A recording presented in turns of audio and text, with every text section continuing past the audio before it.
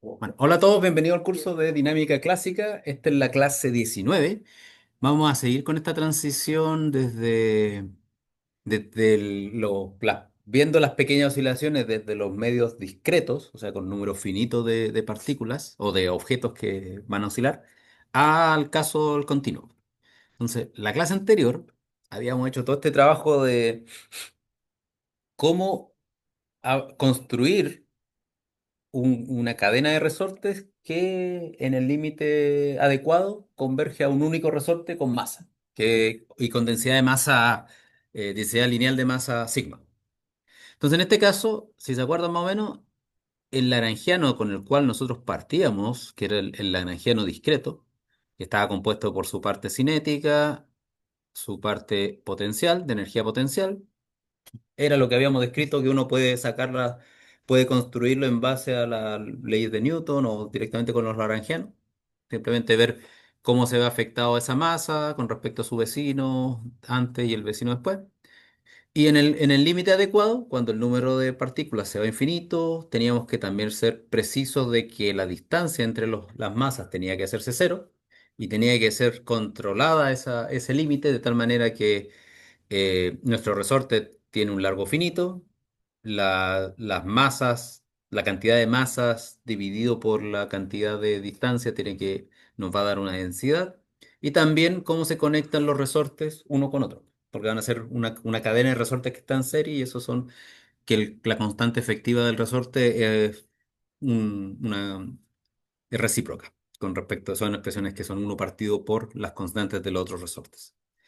Ya, entonces, en ese caso, nosotros después de haber trabajado harto el lagrangiano discreto y llegar a hacer el límite al continuo, o sea, hacer todas las transformaciones del largo, del número de partículas, etcétera, etcétera, etcétera, llegamos a una solución que era básicamente el lagrangiano en este límite, cuando, recuerden que n se va a infinito, que básicamente nos está diciendo que eh, al considerar bien estos términos, recuerden que acá tenemos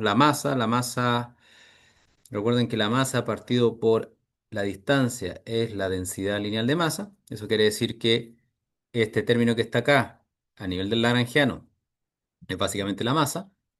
Pero por otro lado, si nos damos cuenta, nosotros estamos sumando sobre el n con el límite n grande, con n igual a infinito, perdón, y a yendo a cero. Entonces, digamos que en cierta forma estaríamos sumando infinitos términos de cosas que son muy chicas.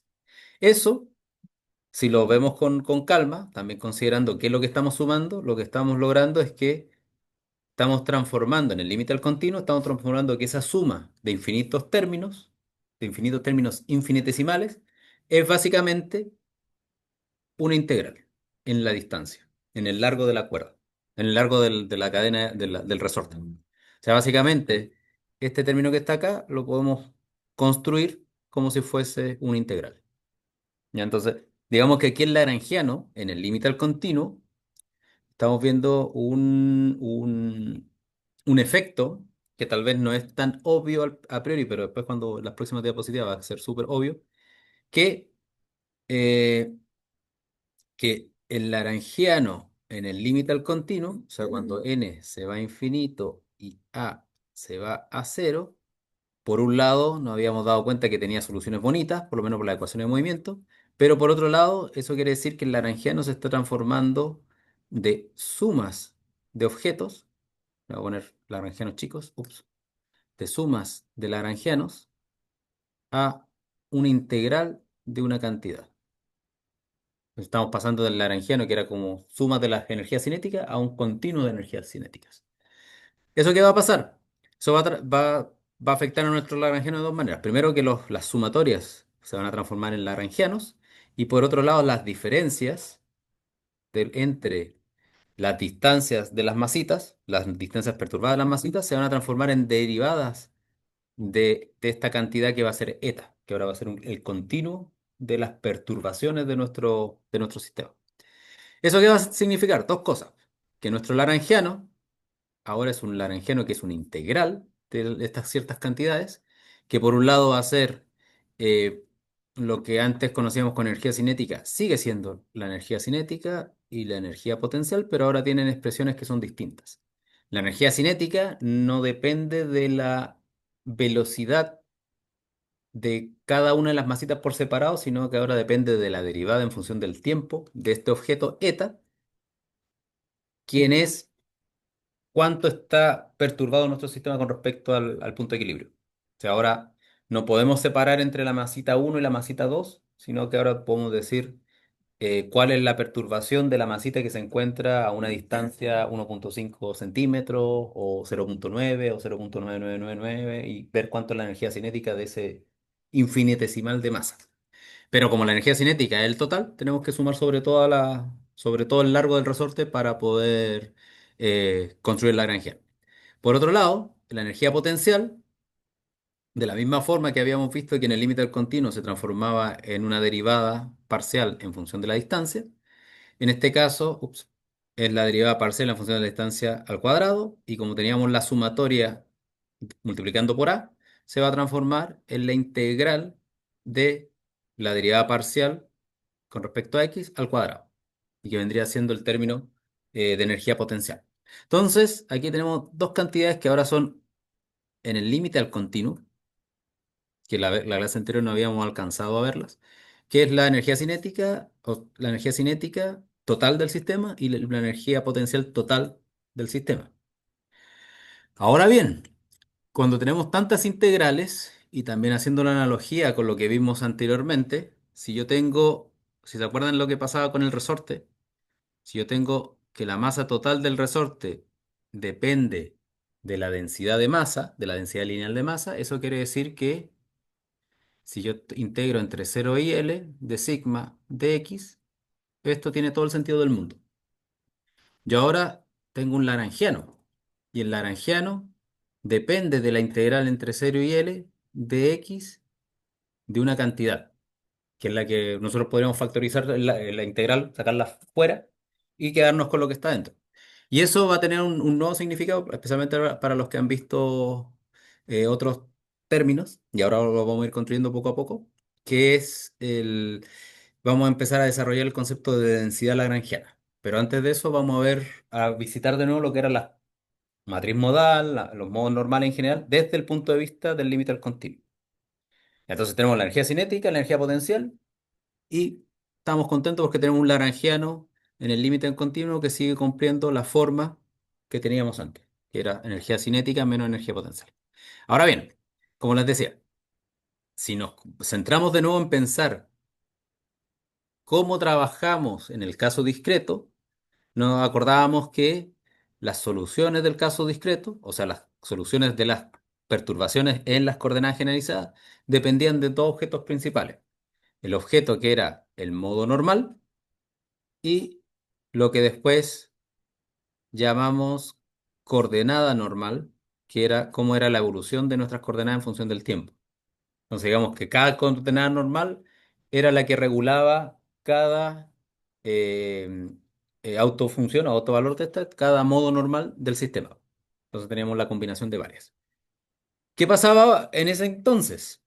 Que nosotros construíamos un objeto que era la matriz modal, que era un vector, o sea, que era una matriz construida de los distintos vectores normales de nuestro sistema. O sea, teníamos una matriz que era de, eh, de n por m, donde m eran los grados de libertad, las coordenadas generalizadas, y n eran los distintos modos normales que tenía el sistema.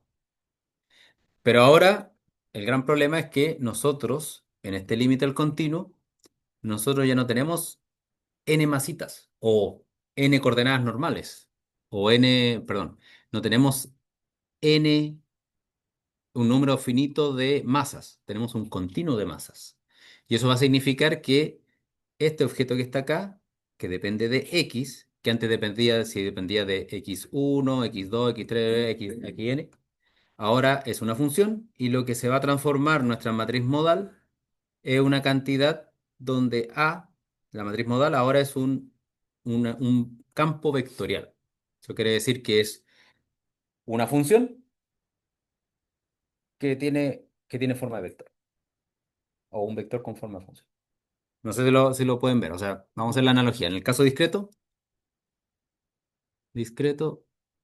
nosotros teníamos, por ejemplo, que nuestra matriz modal, perdón, sin el X, era básicamente el vector uno, el vector 2, el vector 3, etcétera, etcétera, etcétera. Pero aquí lo que se refiere con vector es cómo está relacionado con las coordenadas generalizadas. O sea, esa cosa era como, eh, le voy a poner el uno arriba, uno, o pongámosle a la coordenada, digamos, X, rho Y, rho Z, 1, 1, 1, rho 2X, rho 2Y, rho 2Z, etcétera, etcétera, etcétera. Entonces nosotros tenemos este objeto. Pero esto que está acá, el uno, el 2 y el 3 está asociado con el modo normal. La parte que es vector, X, Y, Z, básicamente está relacionado con qué coordenada generalizada estaba asociado, con la Q1, con el θ1, θ2, θ3, θ4, cuando tenemos el sistema. Ahora, la coordenada θ1 y la θ2 y la θ3 ya no tienen sentido como elementos con un índice, porque ahora son la coordenada espacial. Entonces, todo este objeto dejó de ser un vector y se transforma en una función ρ1. Y este otro objeto en la función ρ2 y este objeto en la función ρ3.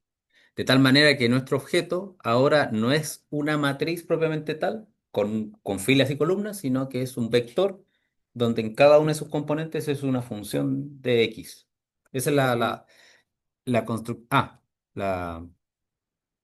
La diferencia. Entonces, en este caso, la matriz modal ya no tiene sentido llamarlo matriz modal, más lo podemos pensar como una matriz, un vector modal, que es la que contiene la evolución para cada una de las posiciones.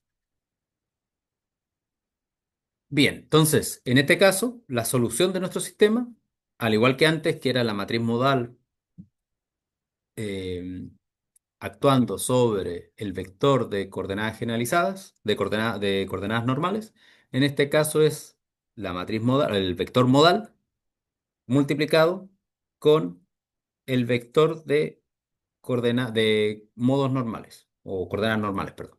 De tal manera que resolvemos el problema igual que antes, simplemente que ahora ya no podemos contar de forma discreta sobre las coordenadas X, tenemos que tomar un número real como la coordenada X. Ya, ¿qué va a pasar con eso? Va a pasar con eso dos cosas. Primero, si se acuerdan, en su momento, cuando nosotros deducíamos cuáles eran las características de los modos normales o los autovalores del sistema eh, que tenía la matriz de potencial, recuerden que era una cosa así, rho n igual omega cuadrado m rho n, ese era el problema de autovalores cuando era discreto. Una de las gracias que tenían que cumplir los autovectores o los ρ eran que tenían que ser ortogonales, formar una base ortogonal. Ahora el punto es que nuestra base ortogonal cambia un poquito el concepto, ya que la matriz M, al igual que la matriz modal, no es una matriz, sino que es una función. Y por lo tanto, lo que antes se transformaba en hacer el sándwich de M, o sea, del ρ m con el ρ n para que nos diera la delta nm, ahora está relacionado con la integral de 0 a 1. Lo que esto va a significar que nosotros ahora vamos a tener funciones que son autofunciones de nuestro sistema para conectarlo con mecánica cuántica. Y también van a estar definiéndose, en vez de espacios vectoriales ortogonales, van a ser espacios de funciones ortogonales o ortonormales, los espacios de Hilbert. Y de tal manera que empezamos a conectar algunos de las áreas de mecánica cuántica o electromagnetismo o métodos matemáticos con los conceptos de mecánica discreta. Entonces, haciendo las analogías. Entonces, en este caso, para nuestro sistema de nuestra cadena, si se acuerdan, tenían la forma, eh, debido a las condiciones de borde y que iban a ser funciones seno y coseno para la parte espacial, nuestras autofunciones, ρ sub n, evaluado en x va a ser una normalización por seno de n pi por x partido por L. De tal manera que cuando x vale cero, rho sub n vale cero, independiente del valor de n, y cuando el x vale L, este objeto también va a satisfacer que va a dar cero, porque va a ser seno de n pi. ¿Qué va a ser? El pozo infinito. Sí, estamos conectando la mecánica del continuo con la mecánica discreta. Entre medio está la física matemática y los espacios de Hilbert, que son lo que nos permiten conectar con estos objetos. Bueno, tenemos las condiciones y ahora vamos a poder analizar desde el contexto de los modos normales, o en este caso de los modos normales del sistema continuo, qué significa la energía cinética y qué significa la energía potencial en el límite al continuo. Porque hasta ahora vimos el lagrangiano, que tiene una forma de integrales. Pero a nosotros nos gustaría entender qué le pasa a la energía cinética. ¿Es la misma energía cinética, solamente se hace más chiquita, hay que integrarla? ¿O qué tiene adentro? ¿O cómo están conectados las distintas áreas? Entonces, si nosotros agarramos las funciones eta, recuerden que eta es básicamente la matriz modal, o en este caso la función modal, por el z de t, ¿ya? Y si yo quiero calcular la energía cinética, lo que tengo que hacer es derivar parcialmente con respecto a t, la función a es irrelevante para nuestro caso. Y básicamente lo que yo voy a estar logrando es que mi energía cinética tiene una forma bastante particular. Vamos a hacerlo con calma porque ese es uno de los términos que a veces confundo. Entonces nosotros tenemos que la energía cinética vale sigma partido por la integral de 0 a L de la derivada parcial de eta de t al cuadrado de x. Y creo que lleva un factor un medio, sí, factor un medio. Y yo sé que eta al final es digamos, un caso particular, va a estar dado por el rho sub n de x por la función, por un modo normal n evaluado en t. ¿Ya?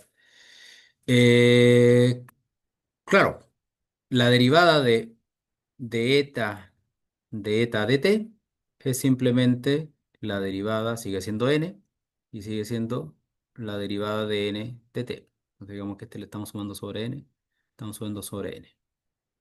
No afecta en nada a la parte espacial, pero nosotros tenemos que hacer el término al cuadrado e integrarlo.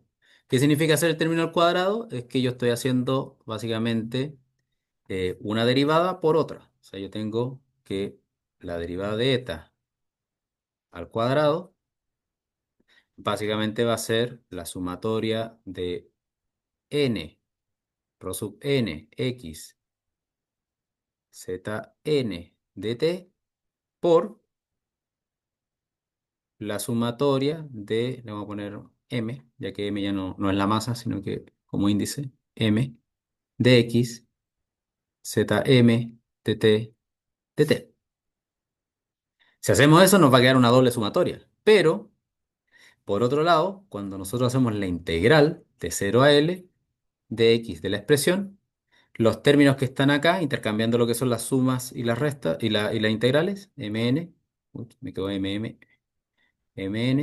básicamente sacando todo lo que no depende del espacio, aquí nos va a quedar z de n punto por z de m punto por la integral de 0 a L de rho n x rho m x de x.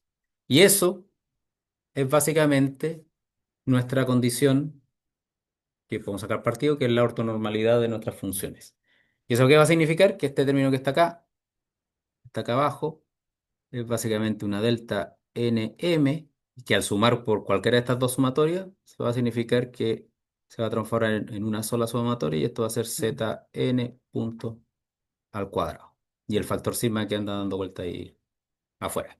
Entonces eso quiere decir que la energía cinética, desde el contexto de las coordenadas normales, es simplemente la suma de las coordenadas normales, derivadas en función del tiempo.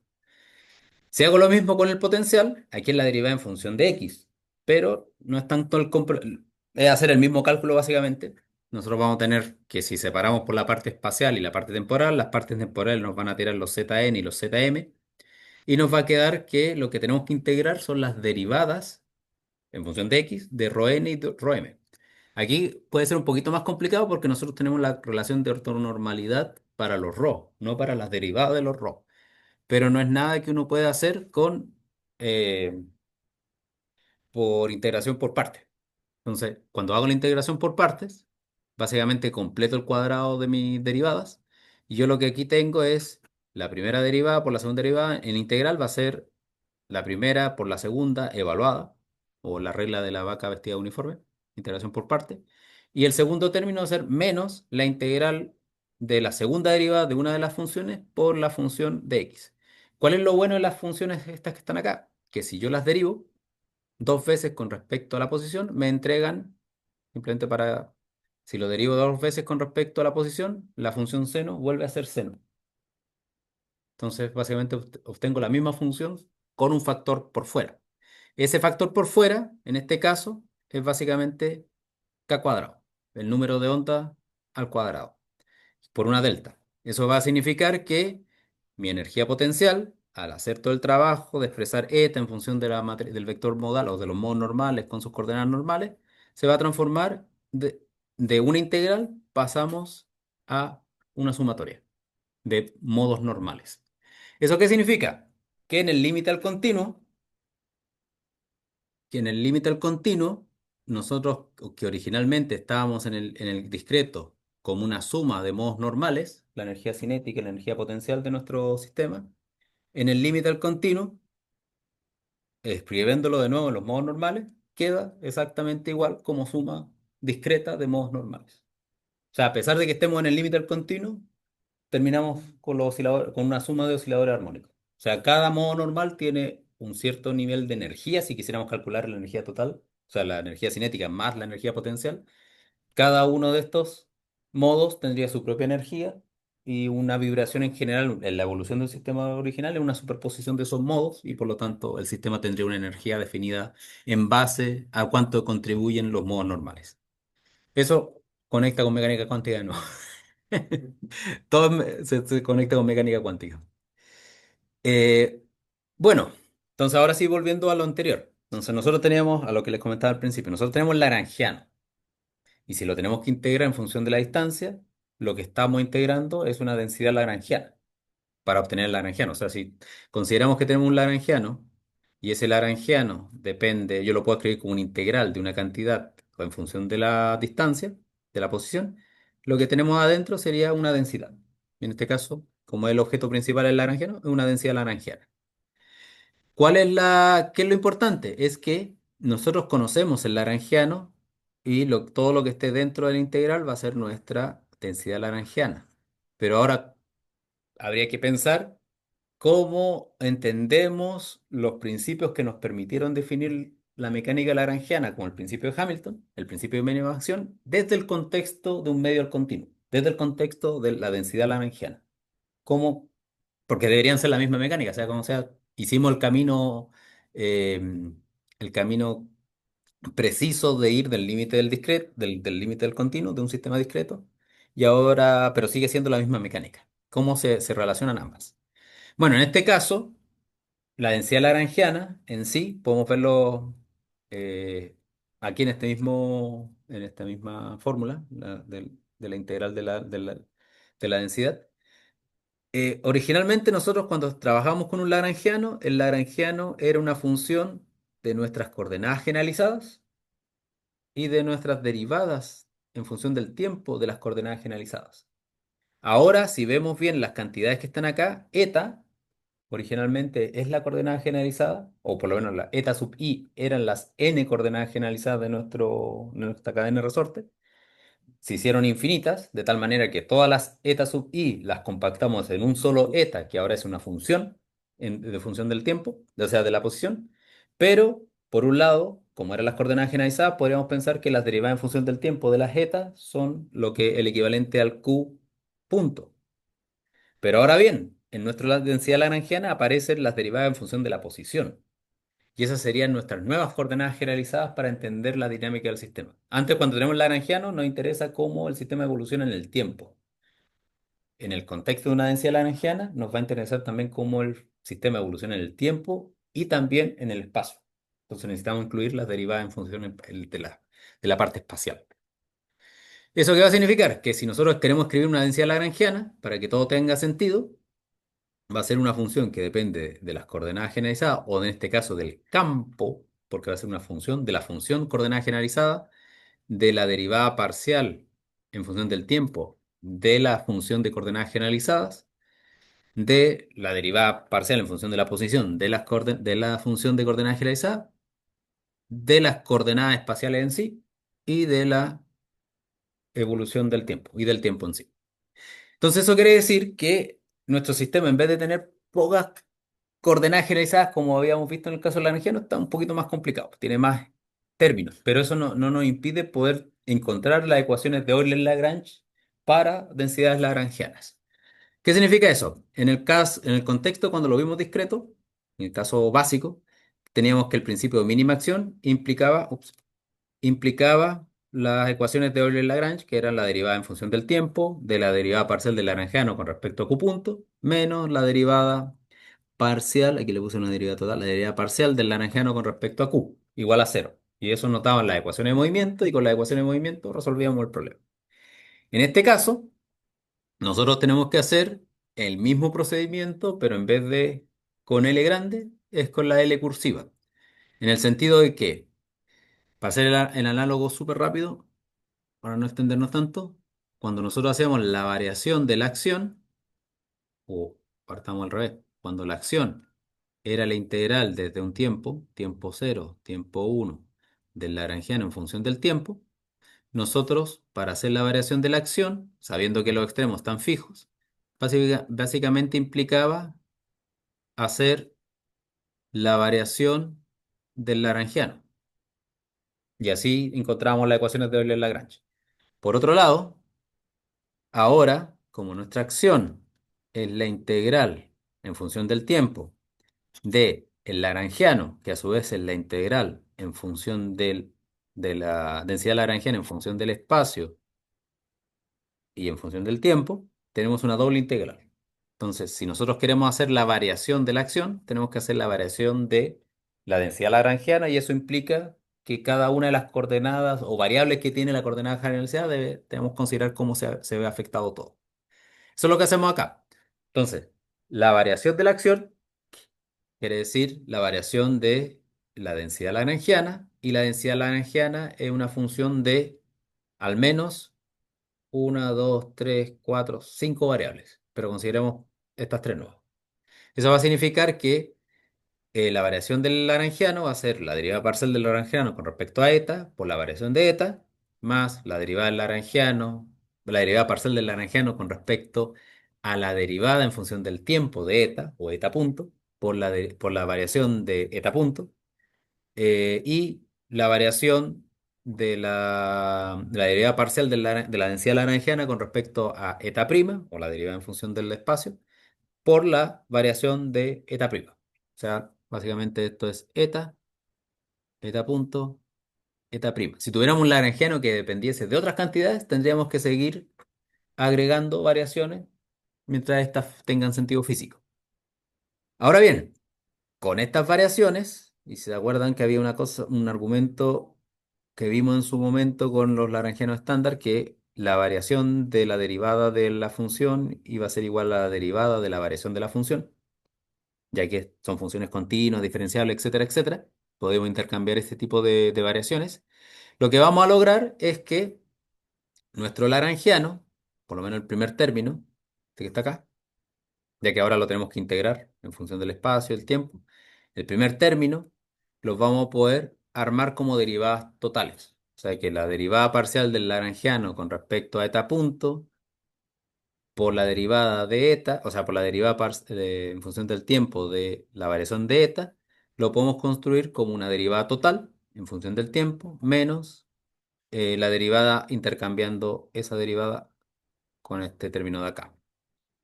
Eso nos va a dar que es básicamente el mismo procedimiento que hicimos en su momento para el lagrangiano estándar. Ahora bien, con eso, y al integrarlo en función de el tiempo y el espacio, nos vamos a quedar que simplemente el término que es en la integrada total va a desaparecer, porque no hay variación en los bordes. Entonces, como cuando integro en función del tiempo, este término se transforma en esa cantidad evaluada en T0 y en T1, y como T0 y T1 son constantes, esta variación de eta va a ser cero. Entonces, todo eso es cero. Entonces, básicamente, la integral de este término va a ser igual a la integral de este otro término, del negativo. Lo mismo va a pasar con x. El mismo argumento. Si agarramos esta variación, vamos a poder construir las variaciones de los otros términos. O sea, básicamente vamos a construir este mismo término, pero con variaciones en x. ¿Qué va a pasar con eso? Que es lo que tengo acá. Hacemos la misma variación, juntamos todo y lo que vamos a tener es que la variación de la acción, que en su momento hicimos todos estos trucos para quitarnos las derivadas totales, va a corresponder a la derivada, a la menos derivada parcial en función del tiempo de la derivada del lagrangiano con respecto a eta punto, menos la derivada parcial de x por la derivada del lagrangiano con respecto a x prima, más la derivada parcial del lagrangiano con respecto a eta, por las variaciones de eta, por los diferenciales de integración. Y como esta variación tiene que ser cero, lo que tiene que pasar es que lo que está dentro del paréntesis tiene que ser cero para que sea consistente, porque las variaciones de eta son arbitrarias.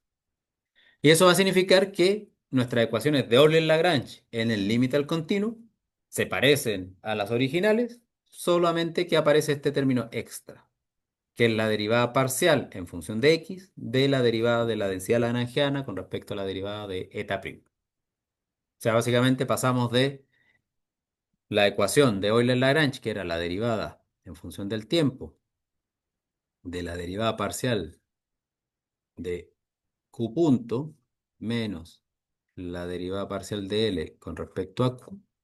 Y ahora como X es una variable de nuestro sistema, porque nosotros vamos a ver en qué punto de X queremos saber cómo es la evolución del sistema, va a aparecer que las derivadas totales se transforman en derivadas parciales de L a de eta punto, más las derivadas, ahora son derivadas parciales en X, de L a de eta prima, menos la derivada de L con respecto a eta. Y vienen siendo el equivalente de nuestro sistema en el límite al continuo. O sea, estas son las ecuaciones de Euler-Lagrange para un sistema continuo cuando nos interesa ver cómo el sistema se comporta en el microscópico. O sea, yo tengo una membrana y yo quiero ver cómo se mueve este pedacito de membrana, voy a poder saber cómo va a evolucionar ese pedacito. Si quiero estudiar cómo se va a comportar toda la membrana en sus características grandes, necesito calcular el lagrangiano total, no la densidad lagrangiana. ¿Esto qué va a implicar? Va a tener hartas implicaciones y lo vamos a ver con suerte y con calma ahora. ¿Qué pasa si nosotros queremos aplicar nuestra ecuación de movimiento, o sea, nuestras ecuaciones de Euler-Lagrange, a una densidad lagrangiana que vimos la clase anterior, que es la densidad de la, de la cadena de resortes, o que también vale para una cuerda, que tenía la forma esa, la derivada parcial en función del tiempo de eta al cuadrado menos la otra cantidad que era la derivada parcial en función de x con respecto a x de eta. Si nosotros hacemos las derivadas, tenemos que derivar la densidad lagrangiana con respecto a eta punto. Aquí la única parte donde aparece eta punto es esto que está acá. Lo derivamos una vez, nos va a tirar el 2 para afuera, se nos va a cancelar con el 2, nos va a quedar sigma por eso. Y después tenemos que aplicarle la derivada en función del tiempo, que nos va a tirar una segunda derivada temporal. El siguiente término es exactamente lo mismo, pero para x, que nos va a tirar la segunda derivada espacial, parcial con respecto a x de eta, y el tercer término en este caso no existe, en nuestro lagrangiano es cero. Eso significa que este lagrangiano tiene como ecuación de movimiento a la ecuación de onda. O sea, lo que estamos encontrando es básicamente que muchas de las ecuaciones diferenciales parciales que ustedes ven durante la carrera en el pregrado o en el posgrado, dependiendo del área, tienen densidad lagrangiana asociada. La ecuación de onda tiene un lagrangiano que su ecuación de movimiento es la ecuación de onda. Y por lo tanto, desde el mismo lagrangiano uno puede extraer propiedades, simetrías o relaciones intrínsecas de el sistema físico que no se ven permeadas en la ecuación de movimiento. Entonces, si yo tengo el lagrangiano, este lagrangiano me da la ecuación de onda. Si yo escribo un lagrangiano parecido, pero con otros términos, eh, que no me acordaría en este momento cuál es, pero creo que si le ponen, si es el término así, al cuadrado, o sea, pero con variable compleja, lo ponen, hacen la ecuación de Euler-Lagrange y obtienen la ecuación del calor. Y si le ponen un término, un i y una h barra por algún lado, obtienen la ecuación de Schrödinger como ecuación de movimiento. Si hacen lo mismo y le cambian este signo con un más, encuentran las ecuaciones elípticas que permiten estudiar otro tipo de procesos físicos. Entonces, en ese sentido, muchas de las ecuaciones diferenciales parciales son ecuaciones de movimiento que vienen desde Lagrangianos. Y eso conecta un montón de áreas, porque el lagrangiano tiene cosas importantes, como nosotros vimos en las clases cuando veíamos lagrangiano, pero también el lagrangiano se puede conectar con el hamiltoniano se puede conectar con Hamilton-Jacobi, Hamilton-Jacobi se puede conectar con las ecuaciones con las variables de ángulo de acción, pero en el límite al continuo van a estar dándonos una cosa aún más rica porque estas ecuaciones que están acá, estas ecuaciones diferenciales parciales, aparecen en muchos campos de la física. O sea, conectando no solamente la mecánica, pero conectando un sinfín de escenarios físicos desde el concepto tan simple o tan que nace de la mecánica, que es el concepto de la Lagrangiana. Bueno, y ejercicio para jugar aquí con n términos, ahí lo van a poder hacer con... Pero consideren ahora un sistema de 2n, la famosa malla. O sea, un sistema que tiene una masita ahí, una masita ahí, una masita ahí. O sea, un resorte,